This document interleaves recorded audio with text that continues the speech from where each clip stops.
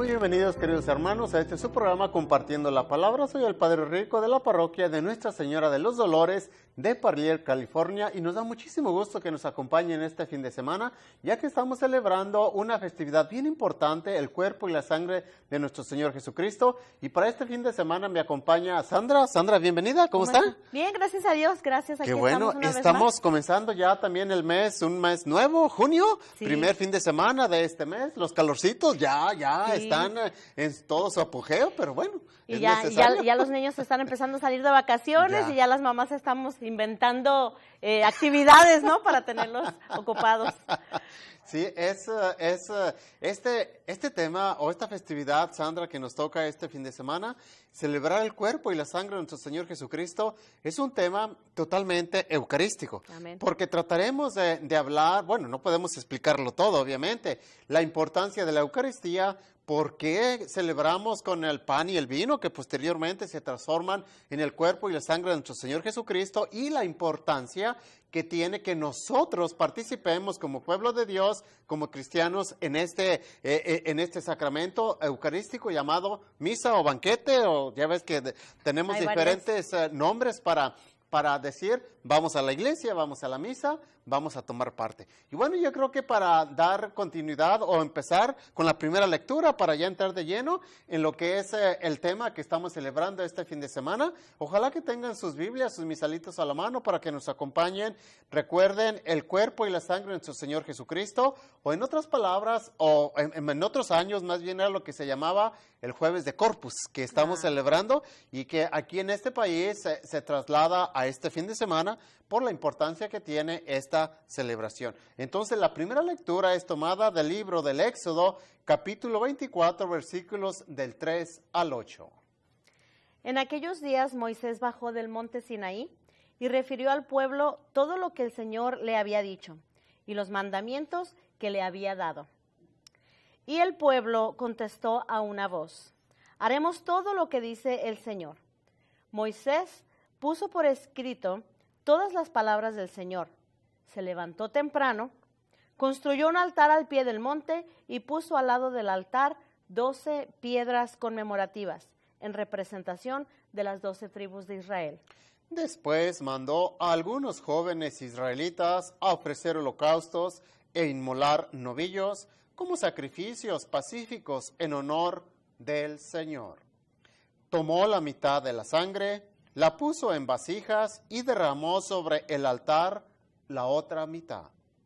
Entonces tomó el libro de la alianza y lo leyó al pueblo, y el pueblo respondió: obedeceremos, haremos todo lo que manda el Señor. Luego Moisés roció al pueblo con la sangre, diciendo: esta es la sangre de la alianza que el Señor ha hecho con ustedes conforme a las palabras que han oído. Palabra de Dios. Te alabamos, Señor. Sandra, es importante que empecemos explicando que la Sagrada Eucaristía en el Antiguo Testamento no estaba instituida. La Sagrada Eucaristía la instituyó nuestro Señor Jesucristo el Jueves Santo en la institución o en la celebración de la Última Cena. Entonces, en el Antiguo Testamento, ¿qué es lo que tenemos? Tenemos alusiones nada más, porque acordémonos que la Sagrada Eucaristía es un banquete, es una fiesta. Entonces, en el Antiguo Testamento es lo que acabamos de escuchar en el libro del Éxodo, encontramos nada más pasajes que van a hacer alusión a lo que posteriormente en el Nuevo Testamento ya será lo que conocemos ya como la institución de la Sagrada Eucaristía.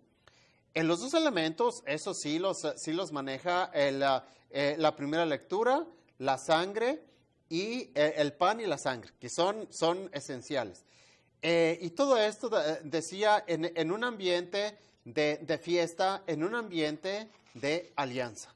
Acordémonos que las alianzas en el Antiguo Testamento eran parte muy importante, muy fundamental dentro del pueblo de Israel. Y Moisés, como el responsable, el encargado de llevar al pueblo de Israel hacia la tierra prometida, era el que transmitía el plan, el mensaje de Dios hacia el pueblo de Israel. Por eso es que acabamos de escuchar cómo cuando ya Moisés habla al pueblo y rocía con la sangre del cordero, ya todo el pueblo responde, obedeceremos al Señor, y en ese obedeceremos al Señor estaban precisamente sellando la alianza del pueblo de Israel con Dios a través de la sangre derramada por el cordero.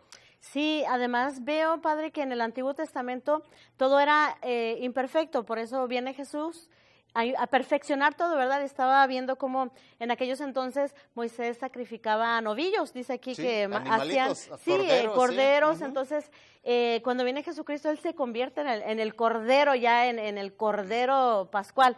Y pues es una maravilla, hermano, nosotros que tenemos esto ya desde el Antiguo Testamento, pero que no nos quedamos ahí, ¿verdad? Vino Jesús y Él se da a nosotros, pero yo sé que siempre me adelanto, vamos a hablar de eso en el Evangelio, me imagino, pero hermanos, me gusta, me llama la atención, no solo me gusta, sino se me hace tan importante la manera en que el pueblo respondía, decía, haremos todo lo que el Señor nos diga, ¿no? Ya desde ese sacrificio, al hacer esa ofrenda de ese novillo y al Moisés compartir los mandatos que le daba el Señor, el pueblo ya estaba dispuesto a participar de ese banquete que después se convertiría en lo que ahora conocemos como la Santa Misa. La comunicación con Dios siempre es necesaria, indispensable.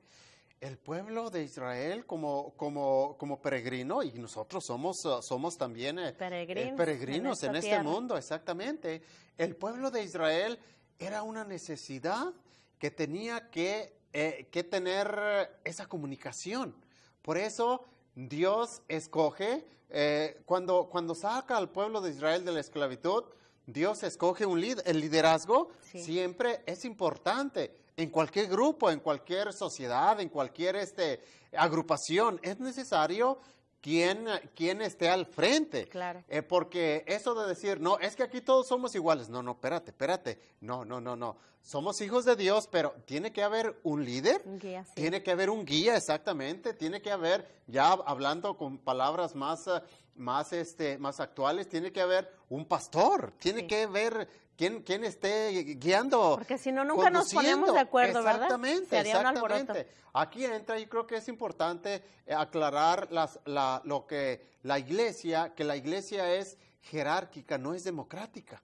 Si fuera democrática, entonces todos votaríamos, todos diríamos, vamos a ver quién es el obispo, vamos a ver quién es el sacerdote, vamos a ver quién es a quién eligen. No, la iglesia es jerárquica. Sí. Desde el Papa, los cardenales, los obispos, los sacerdotes y así sucesivamente, se tiene que seguir ese orden. ¿Para qué? Para una mejor conducción del pueblo, de la comunidad o de una diócesis o de la iglesia en general, claro. De la Iglesia Católica.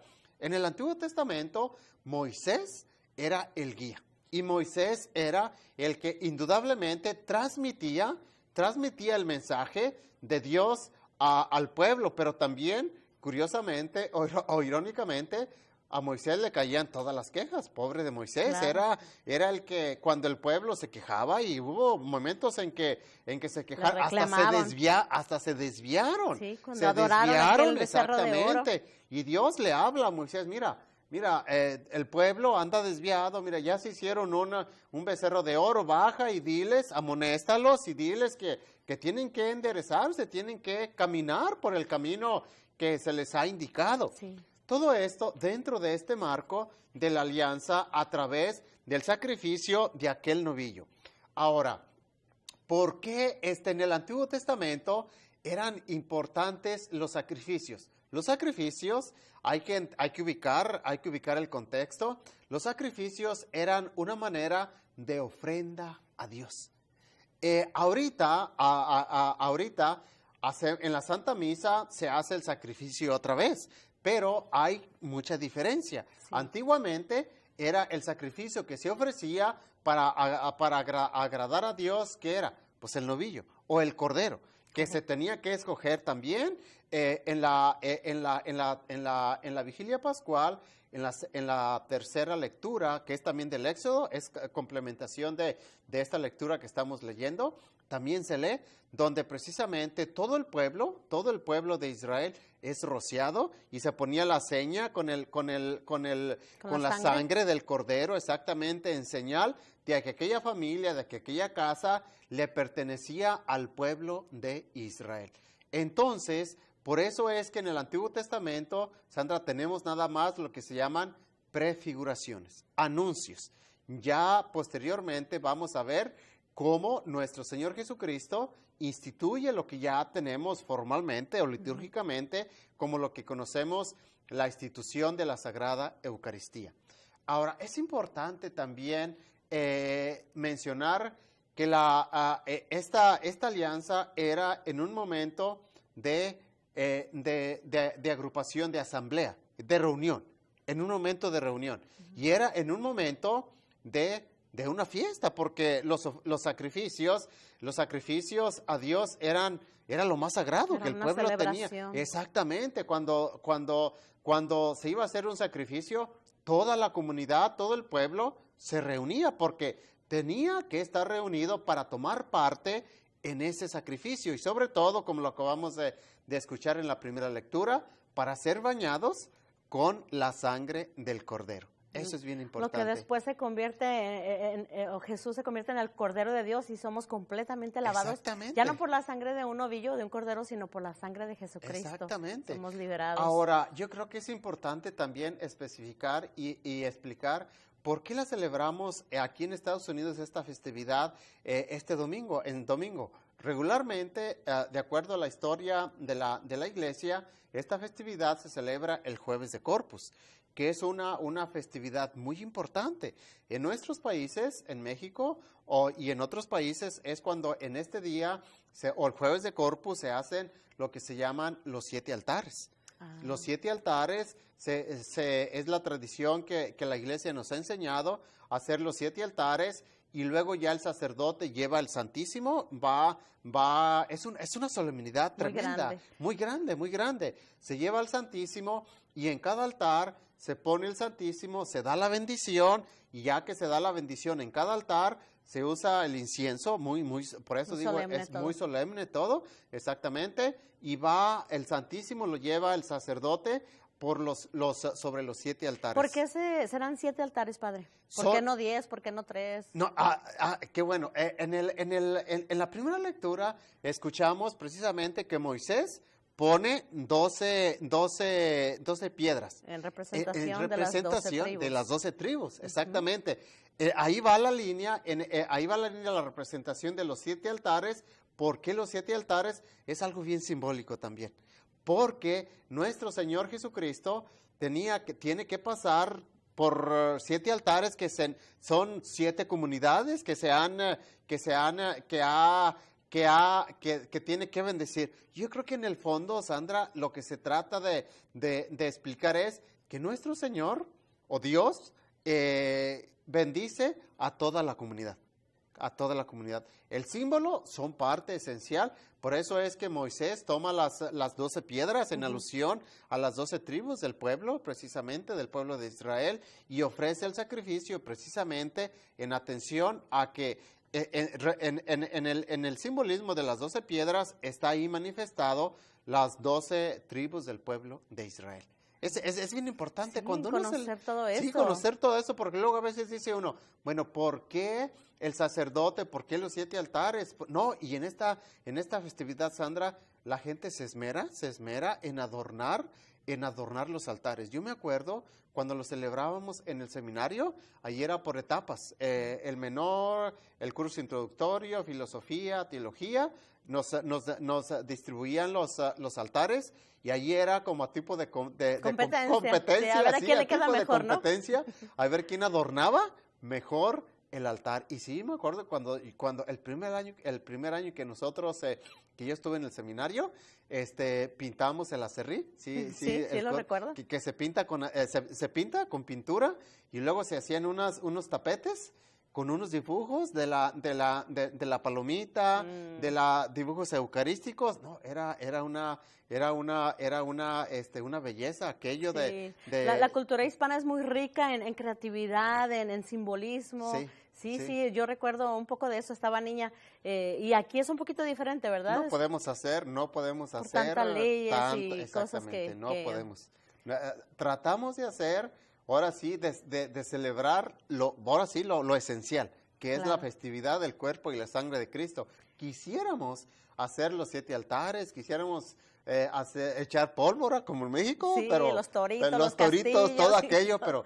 pero aquí no se, aquí no, Entonces, no ¿por se qué nos se permite. trasladó del jueves al domingo acá en Estados Aquí en Unidos? Estados Unidos se traslada por la importancia que tiene para que todo el pueblo asista y a la participe misa. precisamente en esta festividad. Porque aquí en Estados Unidos sabemos, por cuestión de trabajo, La por rutina es cuestión... diferente, Exactamente. Si se celebra, pues, de hecho se celebraba el jueves, pero pues muy poca gente Podía asiste asistir. a esta solemnidad. Y es una solemnidad importantísima. Claro, es una de dentro las verdades de la liturgia, sí, más grandes es que tenemos es en lo el esencial de nuestra católico, liturgia, claro. exactamente. Entonces, por eso es que se trasladó al domingo aquí en la conferencia de los obispos en Estados Unidos por la importancia y la trascendencia que tiene esta solemnidad. Por eso es que se traslada para que la mayor gente que atiende a la misa el domingo participe en esta Bueno, solemnidad. pues ya aprendimos cosas nuevas en Sí, esta mañana, en bastante, este sí. día maravilloso. Sí, yo creo que para darle continuidad, Sandra, y a entrar de lleno a lo que es la celebración del Nuevo Testamento, cómo es que celebramos o por qué celebramos en el Nuevo Testamento la Sagrada Eucaristía, vamos a darle continuidad con la lectura del Santo Evangelio en esta solemnidad del cuerpo y la sangre de nuestro Señor Jesucristo, mis hermanos. Ojalá que tengan sus Biblias o sus misalitos, ya que el Evangelio para este día es tomado de San Marcos, capítulo 14, versículos del 12 al 16 y del 22 al 26. El primer día de la fiesta de los panes ácimos, cuando se sacrificaba el Cordero Pascual, le preguntaron a Jesús sus discípulos: ¿dónde quieres que vayamos a prepararte la cena de Pascua?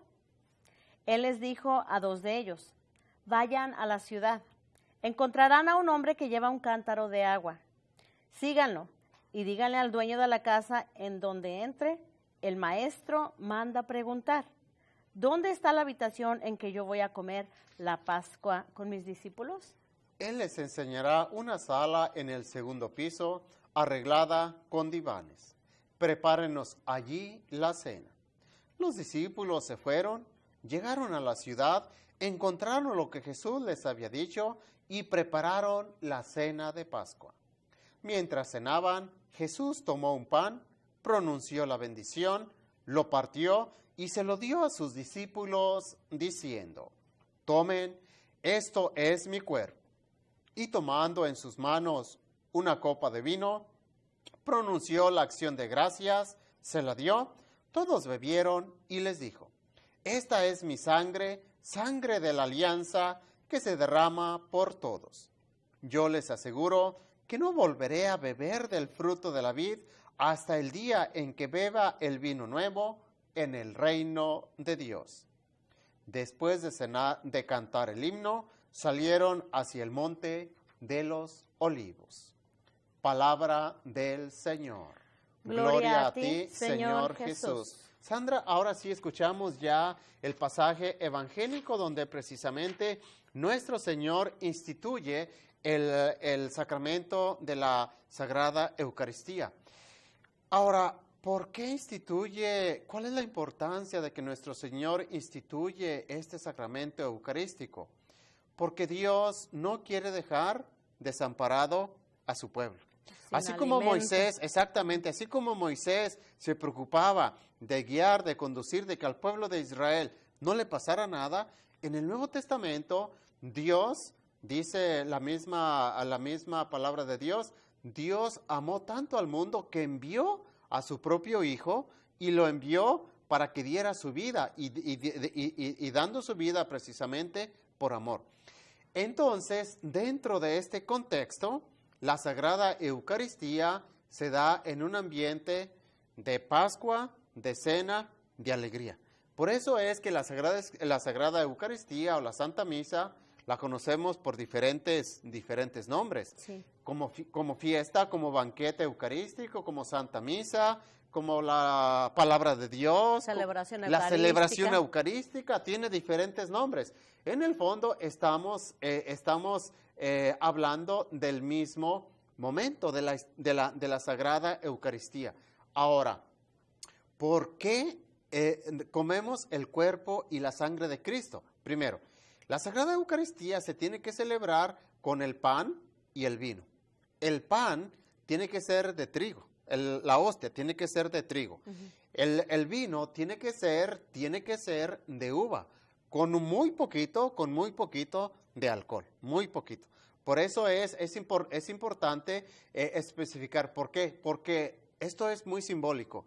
El trigo y el vino es el esfuerzo del trabajo del hombre, exactamente, lo que dice exactamente. Entonces, cuando se presentan a manera de ofrenda, el pueblo está presentando a Dios su trabajo, su esfuerzo. Y posteriormente Dios le responde, fíjate, qué bonito se da. ¿Verdad? Exactamente, Dios le responde a través de la presencia del cuerpo y la sangre de Cristo, que es precisamente cuando ya después de la consagración, cuando el sacerdote impone las manos sobre el pan y el vino e invoca al Espíritu Santo, y aquel pan, aquel vino, se transforma, se convierte en el cuerpo y la sangre de Cristo. Bien dicen, ¿verdad?, que nosotros le damos al Señor nuestro poco y Él nos da mucho más. Entonces, sí. me parece muy lindo ese ejemplo que está poniendo, ¿no? Uno entrega las ofrendas del pan y el vino y el Señor nos regresa su cuerpo y su sangre. Sí. Por ejemplo, ahorita que usted estaba mencionando sobre las ofrendas, muchas veces en las misas he notado que en el momento de la ofrenda la gente lo toma como un descanso, ¿no? Como, ya le puedo decir a mi esposo, y se hace una platicadita ahí. Y no, hermanos, es un momento donde los ángeles, tu ángel guardián está llevando las ofrendas, las obras buenas que tú hiciste en esa semana, se las está ofreciendo a Dios. Y dicen por ahí, ¿verdad?, que no sé qué santa, no recuerdo su nombre, hay algunos ángeles que van tristes porque no llevan nada al altar porque no hiciste ninguna obra buena en esa semana. No, y en este contexto, Sandra, entra lo que se llama la colecta, el dinero. Porque litúrgicamente se debería de presentar el pan y el vino juntamente con la colecta. Cuando ya se hace la colecta en la misa, sí, se debería de esperar para presentarse también todo junto, porque la colecta o la limosna, como mucha gente la conoce, sí, que no es correcta, es colecta, porque es ofrenda. O las ofrendas, es las ofrendas, exactamente. Allí el pueblo o la familia o la persona está depositando en la canasta su ofrenda. No es, y esto es bien importante concientizarnos, no es lo que te sobra. No es, porque a Dios nunca le vamos a dar sobras. No es el billete más pequeño que, sí, hasta allá alcanza. ¿Qué es lo que vas tú a presentarle a Dios, a darle a manera de ofrenda? Por eso muchas de las veces dice, y aquí es donde se nos evangeliza en las parroquias, de decir, ya traigan su ofrenda preparada desde su casa. Sí, ya. Y ya se nos trata de evangelizar los sobrecitos, de decir, ya traigan preparada su ofrenda para que no anden al último momento sacando por ahí la cartera y se fue uno de a 5, y no, ese no era, iba a dar el dólar y no tengo, ya tantito peor. Denme cambio. Exactamente, a veces como en las hasta tiendas. el cambio, doy uno de a 5 y me dan 4, por favor, parece un mercado ahí. No, por eso litúrgicamente ya deberíamos de llevar nuestra ofrenda, lo que se le va a destinar a la iglesia, porque en el fondo es un regalo para Dios, es una ofrenda. Claro. Ahora, hay mucha gente que dice, ¿pero qué se hace con esa ofrenda? Mira, la luz, el aire, el agua, el papel, mantenimiento, todo eso, hasta todo eso es el uso que se le da con el dinero de la ofrenda. Sí. De la ofrenda. Todo esto, cuando uno lo entiende, que es que dentro del banquete eucarístico se celebra todos estos ritos, le toma uno, Sandra, le toma uno más sabor, más sentimiento y más participa uno más activamente Claro, dentro de la Santa Misa. porque ya comprende uno mejor el Exactamente. propósito. Cuando la gente no sabe que están participando en una fiesta, en un banquete, que es Cristo mismo el que se está ofreciendo a través del cuerpo, a través de su sangre, es cuando la gente a veces está o aburrida, está nada más viendo el reloj, a qué horas me voy, a qué hora se va a Sí. acabar, a qué hora se calla el padre, no lo podemos callar, esto, lo otro, y luego porque me tengo que ir. No, estar en la Santa Misa o participar en la Santa Misa, yo me atrevo a decir, Sandra, que es uno de los momentos más importantes de nuestra vida. Más importantes. Claro, estamos en ese encuentro eucarístico con el Exactamente, Señor. es un encuentro íntimo con Dios, porque cuando se recibe la comunión, híjole, se recibe aquella paz, se recibe aquella tranquilidad, se recibe aquel sentimiento Pues, de decir, Tienes a Cristo Exactamente. vivo en ti, dentro de ti, porque dice el Señor, este es mi cuerpo, Sí. no es la galleta, no es, No, como no. dicen los niños, ¿verdad? La cookie. Y tampoco es como dicen nuestros hermanos separados, no es un No, no es- símbolo. no, La no, palabra no. de Dios muestra las palabras textuales que dijo literales nuestro Señor y dijo, este es mi cuerpo.